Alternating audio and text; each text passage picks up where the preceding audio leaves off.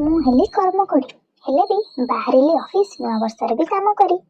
ମୁହଁରେ ଯାବତୀୟ ସୁନ୍ଦର ଦ୍ରବ୍ୟ ଲଗାଇ ବାହାରିଗଲି ଅଫିସ୍। ମୁଁ ତ ରେଷ୍ଟ ନେଉନି ନା, ମୋ ପେଟ କ'ଣ ପାଇଁ ରେଷ୍ଟ ନେବ ଯେ?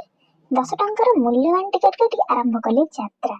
ଯାତ୍ରା ସମୟରେ ଦେଖିଲି ନୂଆ ବର୍ଷରେ ଛୁଟି ନେଇ ଖୁସିରେ ଗଦ୍ ଗଦ୍ ହେଉଥିବା ଲୋକମାନଙ୍କୁ।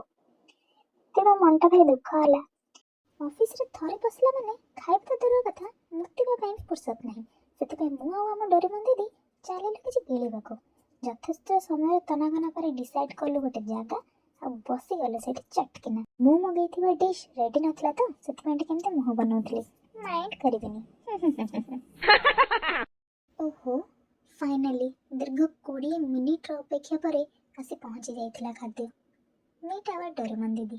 ଆମେ ଦୁଇଟା ହେଲୁ ବେଲଜିଆ। ଖାଦ୍ୟ ନ ଖାଇ ଆଗ ଉଠେଇଲୁ ଫଟୋ, ବିକଜ ଇନଷ୍ଟାରେ ଛଡ଼ା ହବ ନା। ଶେଷରେ ଫେରିଗଲୁ କର୍ମକ୍ଷେତ୍ରକୁ। ଦେଖା ହବ ନେକ୍ସଟ ଭିଡ଼ିଓରେ। ଟାଟା।